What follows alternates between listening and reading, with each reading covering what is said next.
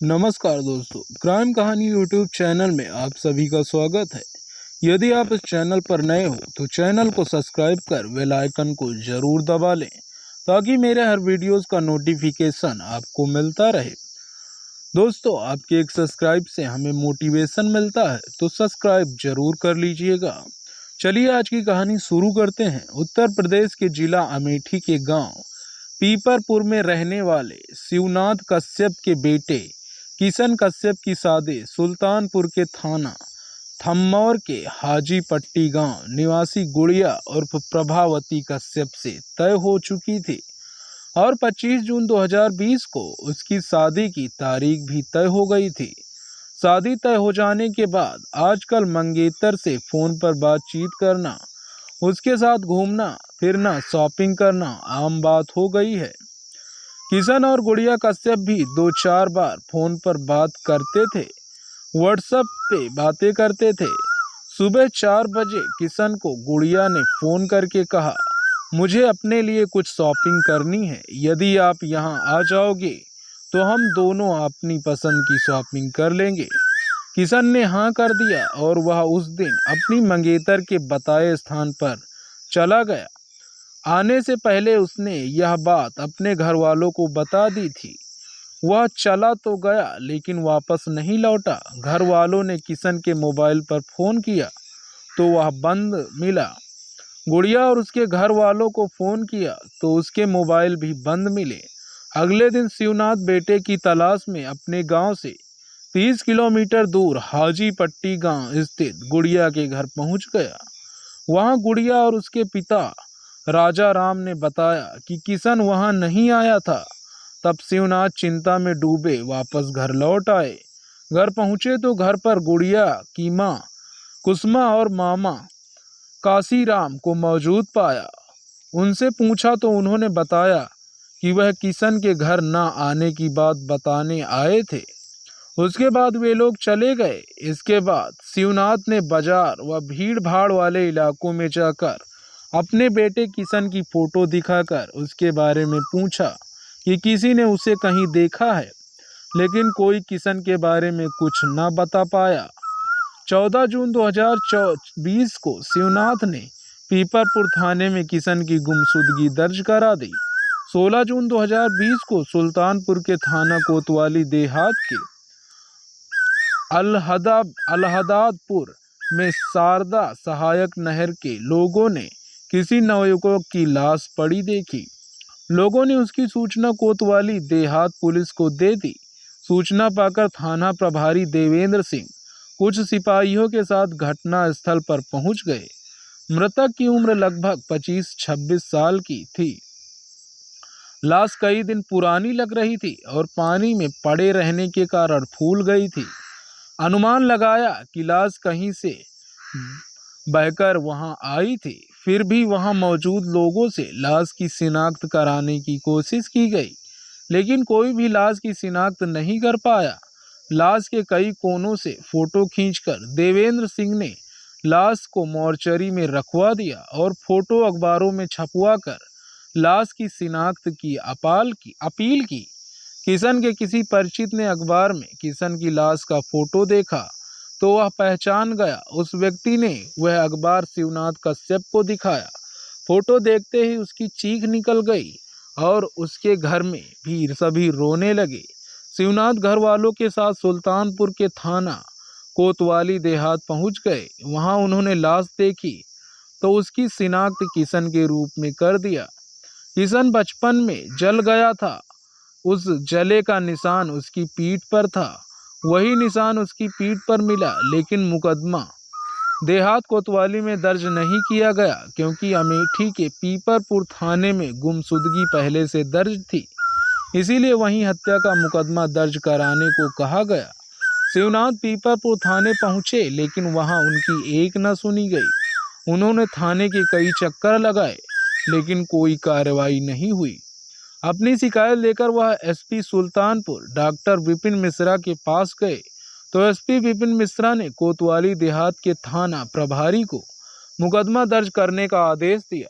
थाना प्रभारी देवेंद्र सिंह ने एसपी साहब के आदेश पर शिवनाथ की तरफ से गुड़िया, उसकी माँ कुसुमा, पिता राजाराम, मामा काशीराम व लापता के खिलाफ भारतीय दंड संहिता की धारा 302, 201, 394, 411 के तहत मुकदमा दर्ज करा दिया। मुकदमा दर्ज होने की खबर लगते ही सभी आरोपी घर से फरार हो गए थे।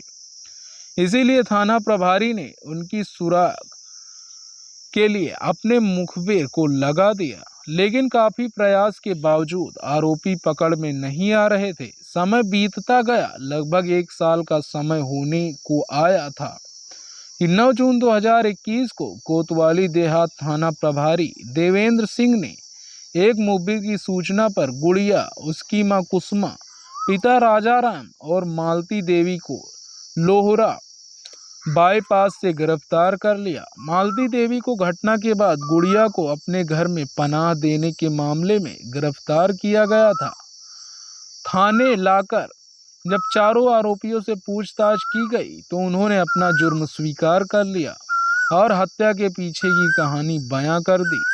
सुल्तानपुर जिले के धम्मौर थाना क्षेत्र के हाजी पट्टी गांव में रहता था राजाराम कश्यप। राजाराम खेती किसानी करके अपने परिवार का पेट पालता था। परिवार में पत्नी कुसुमा, बेटी गुड़िया उर्फ प्रभावती, आरती और 2 बेटे बिन्नू और विमल थे।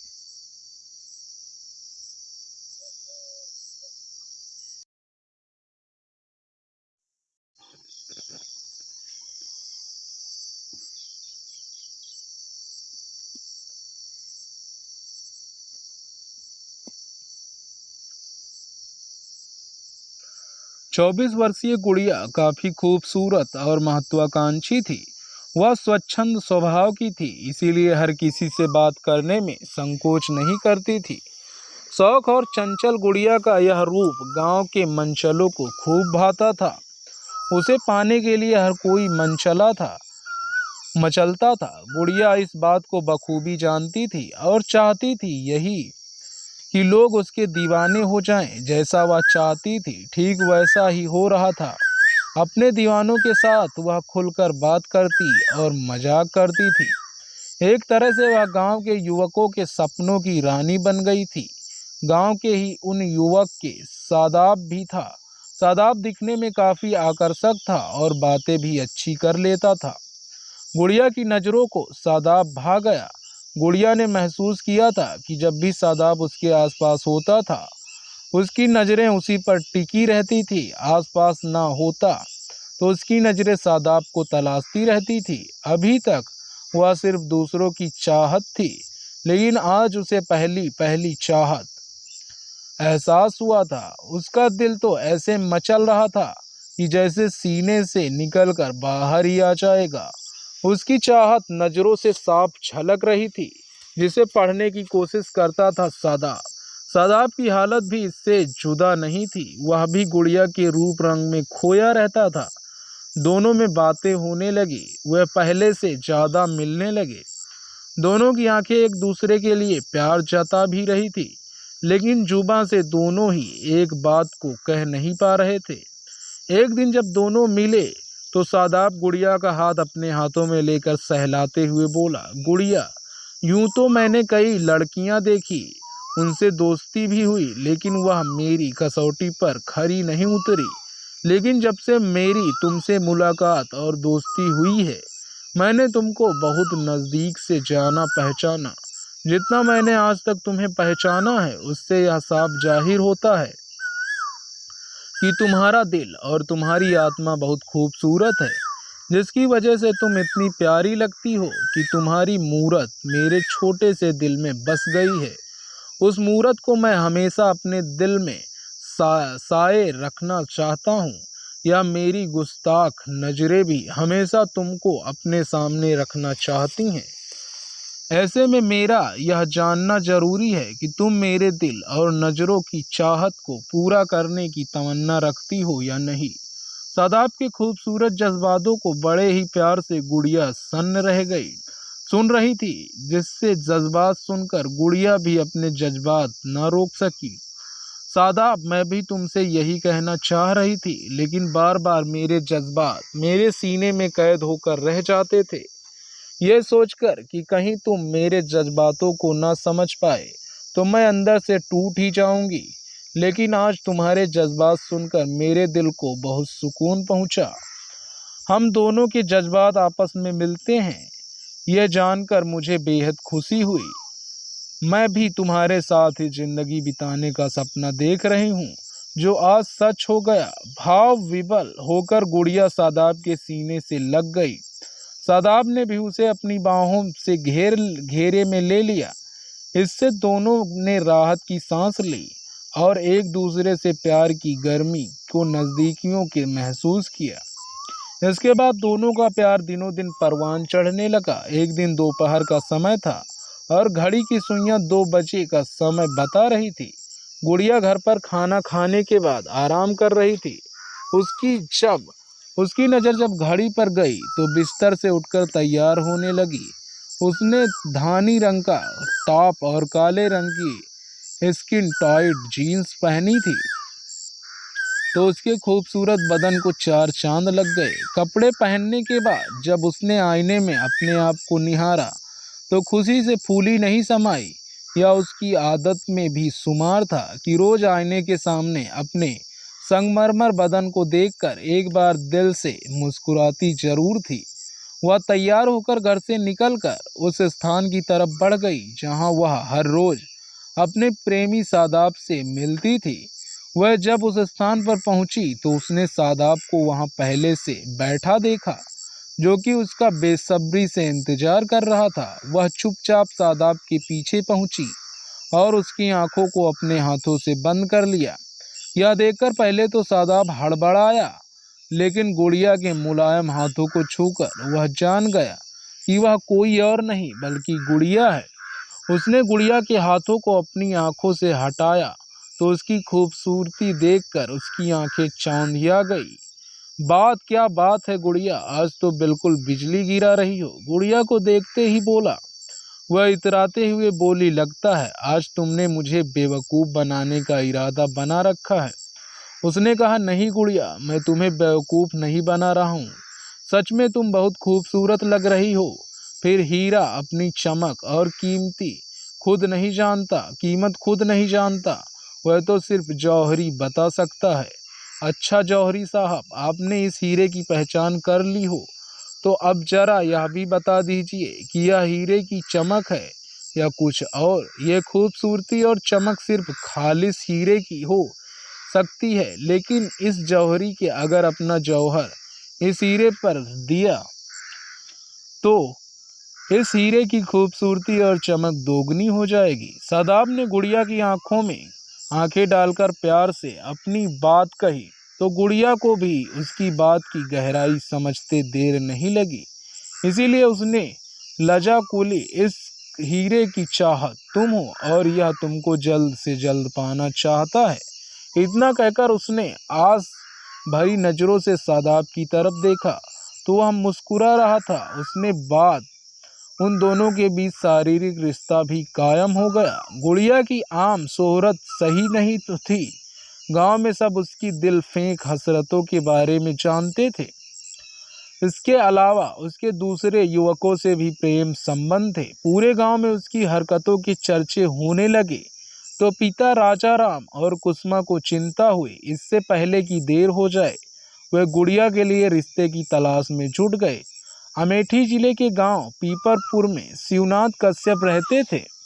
उनके परिवार में 3 बेटे मुरली, किशन व मनोज और 2 बेटी राजकुमारी और शिव कुमारी थी। मुरली सूरत गुजरात में साड़ियाँ बनाने व फैक्ट्री में काम करता था।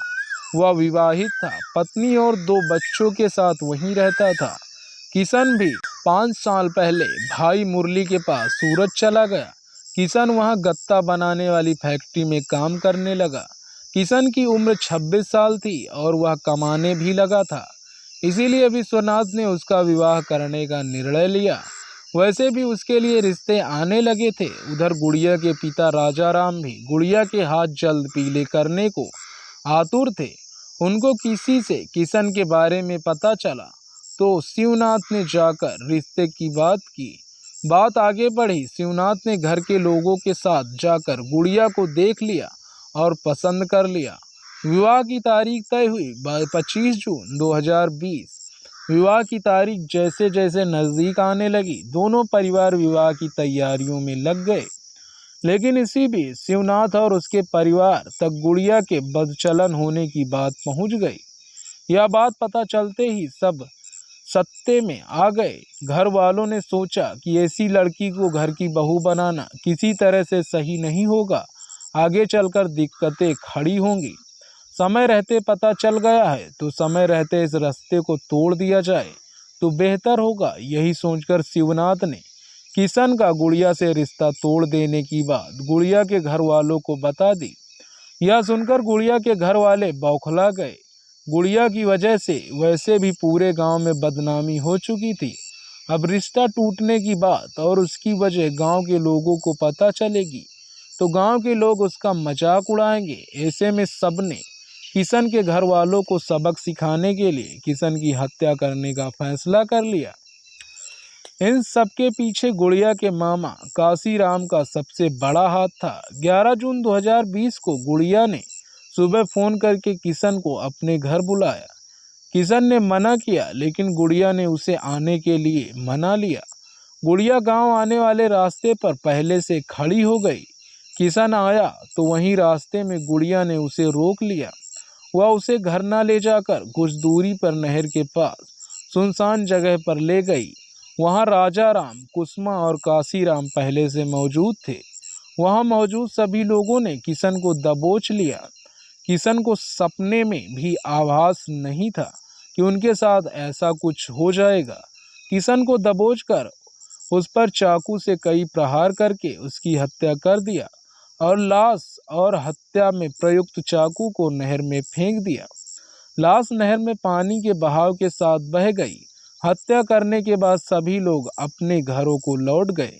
जब मुकदमा दर्ज हुआ तो डर की वजह से सभी घरों से फरार हो गए। गुड़िया ने थाना लम्भुआ क्षेत्र के करवर नंबर 3 नया बाके रहने वाली दूर की रिश्तेदार मालती देवी के यहाँ शरण ले लिया। मालती ने सबकी नज़रों से बचाकर उसे अपने घर में रखा, लेकिन गुनाह करने के बाद गुनहगार बच पाना असंभव होता है। गुड़िया, कुसुमा, राजा राम भी बच न सके और पकड़े गए। गुड़िया को शरण देने के मामले में मालती को भी गिरफ्तार किया गया। उसे भारतीय दंड संहिता की धारा 216 का आरोपी बनाया गया। कानूनी खाना व पूर्ति करने के बाद चारों को 10 जून 2021 को न्यायालय में पेश करके जेल भेज दिया गया। गुड़िया के दोनों मामा काशीराम और लालता फरार थे, जिनकी तलाश पुलिस सरगर्मी से कर रही थी। काशीराम की लोकेशन कानपुर में मिली थी। जब तक पुलिस टीम वहां पहुंचती, काशीराम वहां से निकल गया। पुलिस को लालता की लोकेशन घटना वाले दिन घटना स्थल पर नहीं मिली, लेकिन घटना के बाद उसके द्वारा काफी देर तक कई बार बातों से बात की गई थी। इससे पुलिस का मानना है कि घटना में अंजाम देने में शायद वह शामिल नहीं था, लेकिन उसे घटना के बारे में सब पता था। फिलहाल कहानी लिखे जाने तक पुलिस उन दोनों की तलाश में लगी थी। आज की कहानी बस यहीं तक। दोस्तों, इस कहानी का उद्देश्य किसी को परेशान करना, किसी का दिल दुखाना नहीं है, बल्कि आपको जागरूक करना, आपको सचेत करना है। दोस्तों, इस कहानी की राय आप सब कमेंट बॉक्स में ज़रूर बताइएगा। दोस्तों, अगर आपने अभी तक चैनल को सब्सक्राइब नहीं किया है तो सब्सक्राइब कर लीजिए। इस चैनल पर इसी तरह की कहानियाँ, क्राइम कहानियाँ लाता रहता हूँ। तो दोस्तों, तब तक के लिए आप हमें इजाज़त दें। आप सभी अपना ख्याल रखें। धन्यवाद। मिलते हैं आगे की क्राइम कहानी में नए